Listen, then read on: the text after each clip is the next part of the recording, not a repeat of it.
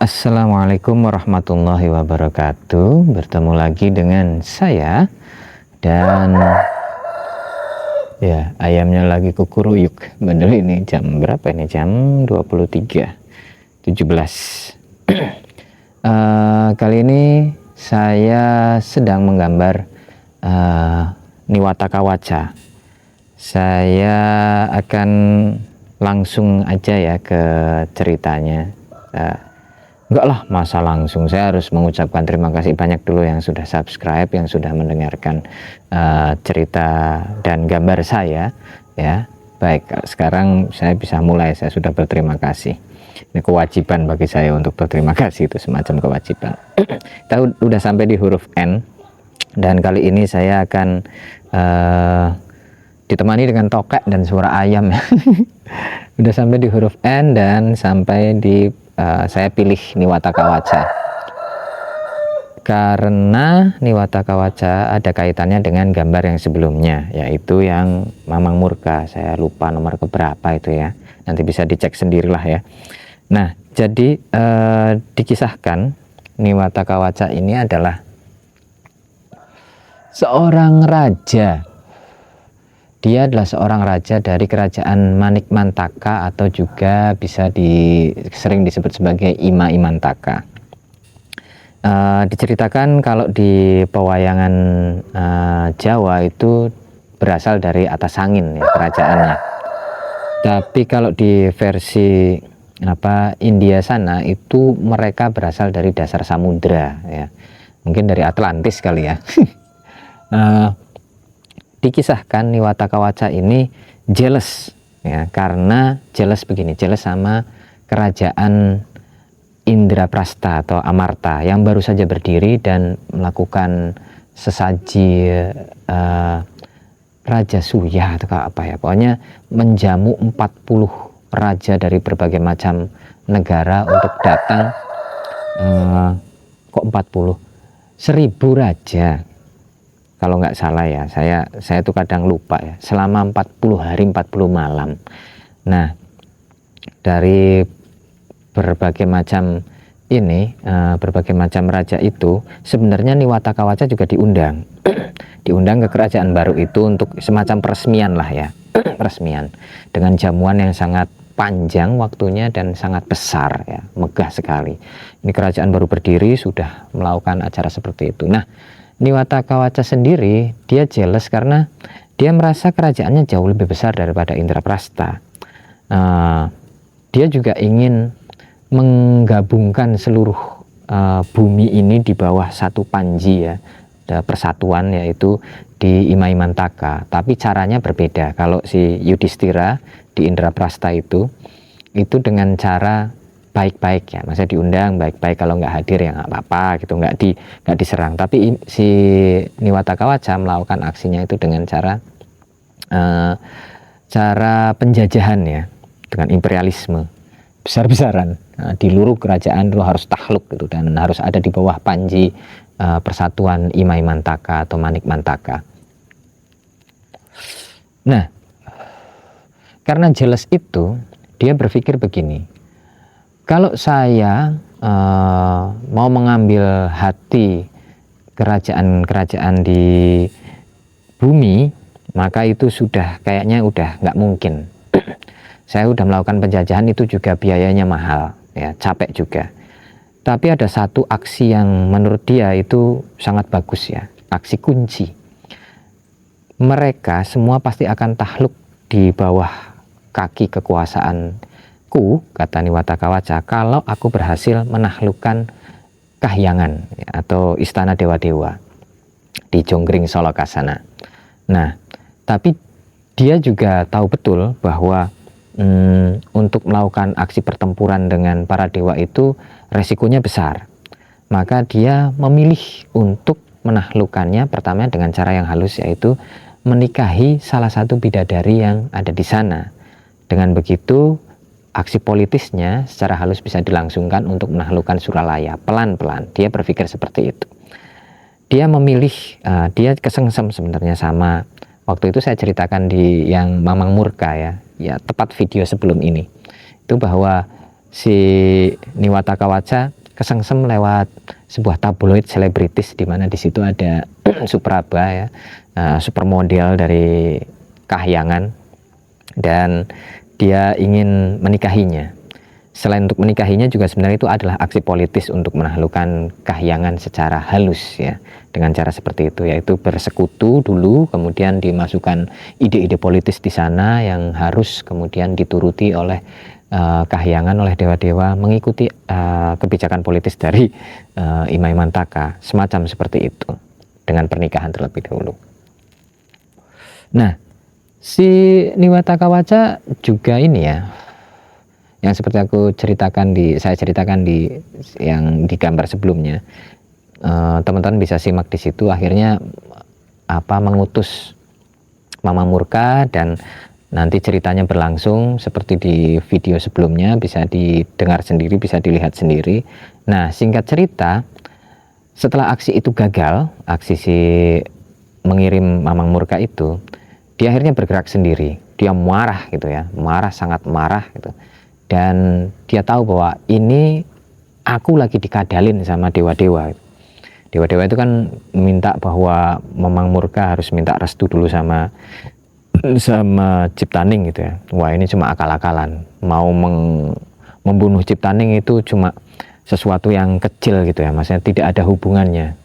Itu cuma cuma kejadian kecelakaan doang lah ya, eksiden doang gitu. Akhirnya dia langsung to the point, mengarah ke Suralaya, menuju ke arah dewa-dewa, yang menurutnya kesalahan terbesarnya itu justru dilakukan oleh para dewa. Maka dia langsung ke sana membawa pasukannya, ngelurug istana dewa-dewa di Kedewatan, langsung bertemu dengan Narada. Narada dikalahkan juga. Aksi diplomatis Narada tidak bisa membendung ya kemarahan Niwataka Waca.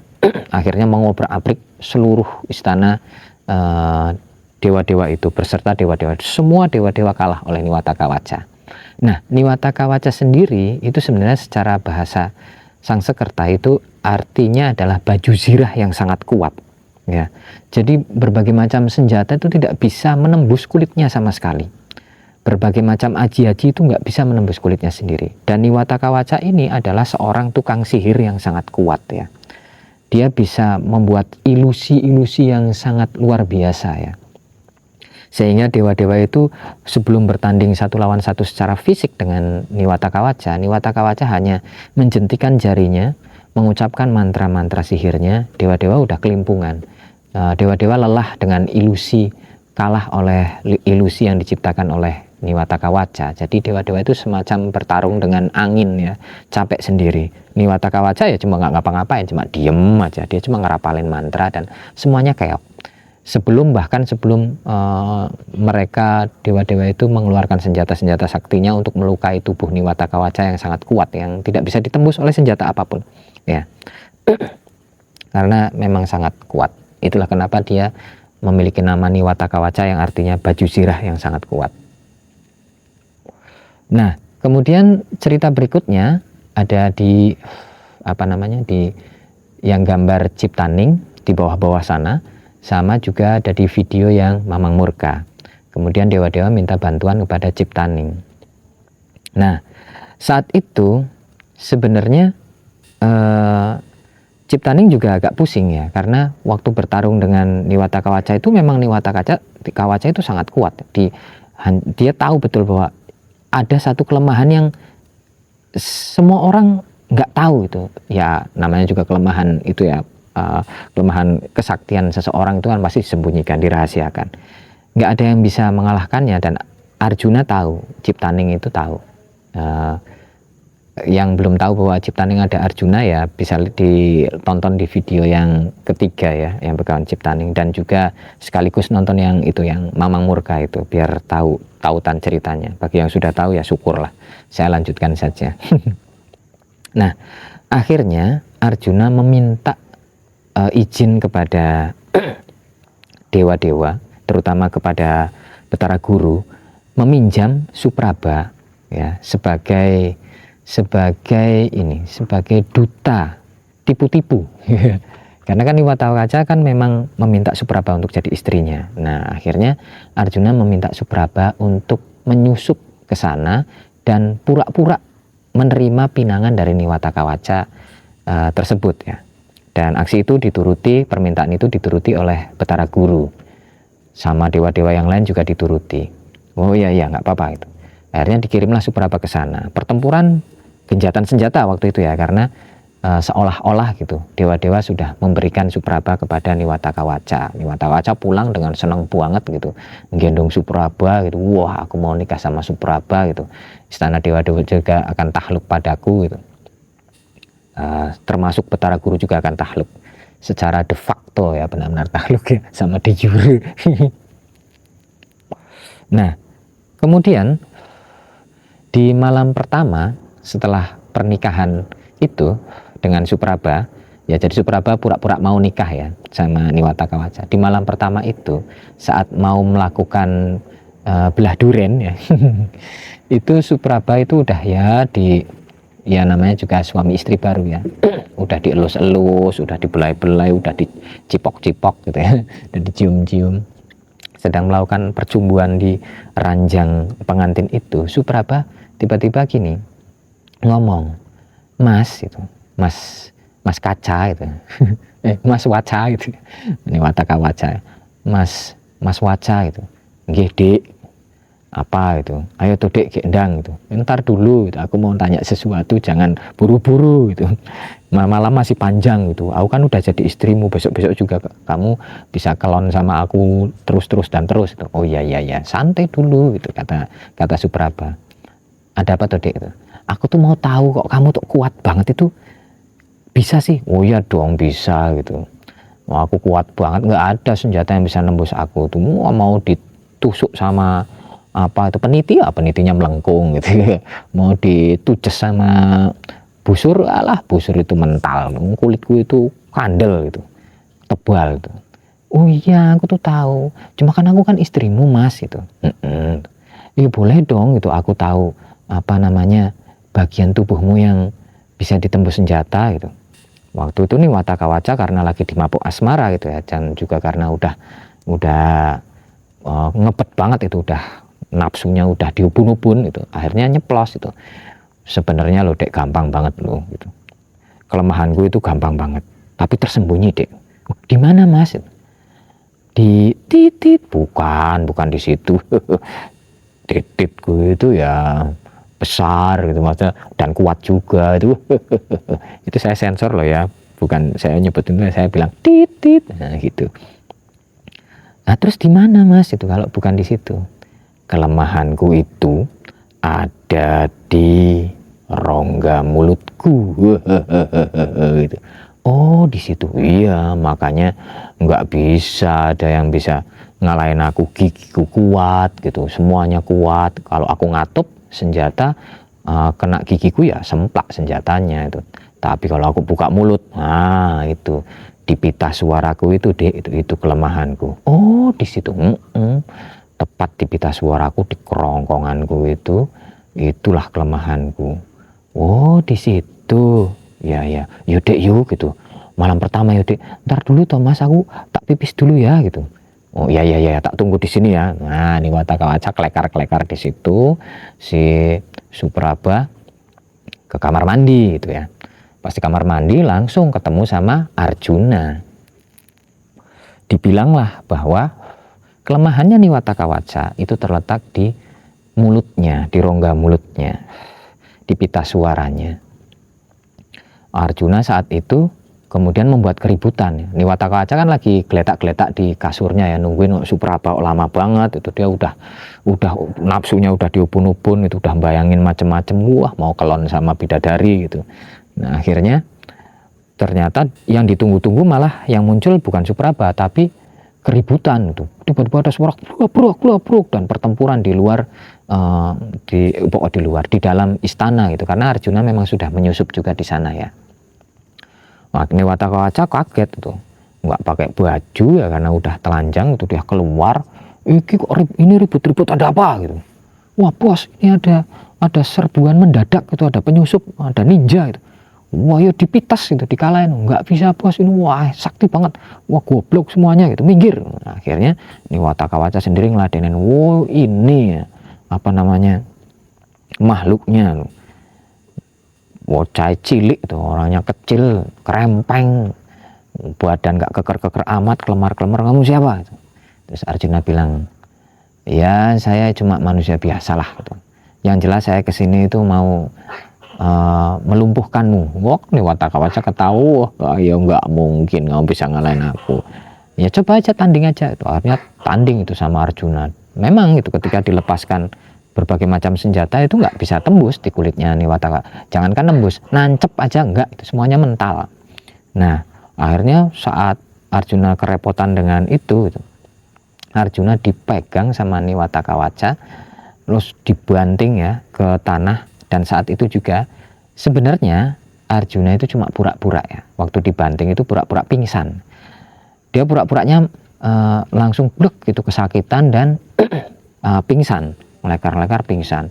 Wah, Niwatakawaca langsung datengin Arjuna sambil ketawa-ketawa, wah kamu sombong banget kamu, wah ini akal bulusnya dewa-dewa apalagi gitu nyusupin ini ke sini, kamu nyari apa, ngasih jago itu yang keren gitu, jago kayak apa tetap kalah sama aku, keluruknya aja kalian tuh nggak bisa keluruk gitu.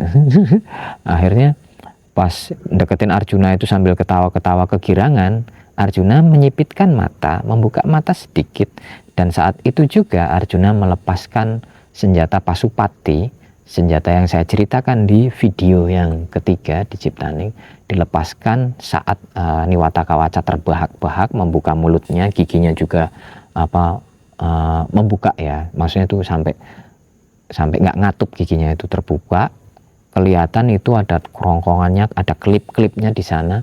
Itulah kelemahan Niwatakawaca. Pasupati dilepaskan dan nancep tepat di sana, dan Niwatakawaca saat itu juga tewas. Ya, itu dia cerita tentang Niwatakawaca ya. Kalau ada kata-kata bijak, mulutmu harimaumu, mungkin kalau di Niwatakawaca ya mulutmu ajalmu ya. Suaramu ajalmu. Itu ceritanya. Mudah-mudahan ya bisa menyimak walaupun saya terbata-bata dalam bercerita ya, karena saya itu bukan seorang storyteller yang bagus ya. Saya juga bukan tukang gambar yang keren ya, jadi gambarnya ya biasa aja kayak gini. Bagaimana proses menggambarnya bisa teman-teman lihat di deskripsi ya, yang panjang itu. Sampai ketemu lagi nanti di huruf ini MNO ya, huruf O ya, kalau ada wayang huruf O ya kita ke O, kalau enggak ya berarti kita ke P. Dan huruf P itu saya janji akan menceritakan Pandu ya, dengan versi yang sangat miring berbeda ya, karena saya punya sesuatu yang saya simpan di benak saya tentang Pandu. Nanti saya akan ceritakan itu. Kalau huruf O nggak ada ya, kita akan masuk ke huruf P. Tapi ya kalau ada O ya kita akan lihat dulu. Saya belum menyiapkan wayangnya apa ya. Baik, teman-teman, terima kasih banyak sudah menyimak video ini sampai akhir. Silahkan di subscribe ya, saya sedang membangun semacam katalog wayang ya, jadi mohon dukungannya dengan di subscribe ini video channel saya. Dukungan dari teman-teman sangat berarti untuk saya ya, untuk perkembangan channel ini juga, biar saya bisa berbagi lebih lagi ya, walaupun saya berbaginya cuma pendek pengetahuan saya tentang wayang. Terima kasih banyak, mudah-mudahan Anda semua senantiasa dalam keadaan sehat walafiat, diberikan kemudahan dan kelancaran dari dalam berbagai macam urusan Anda, itu diberikan dibukakan pintu-pintu rezekinya itu seluas-luasnya, dan bisa mengambil apa yang ada di dalamnya untuk diri sendiri dan untuk orang lain lah ya, juga saling berbagi. Silakan di share video ini, boleh di like juga, komen-komen di situ, silakan dikoreksi kesalahan-kesalahan saya. Saya hanya pencerita yang buruk dan ingatan saya pendek ya, wawasan saya juga nggak dalam-dalam banget.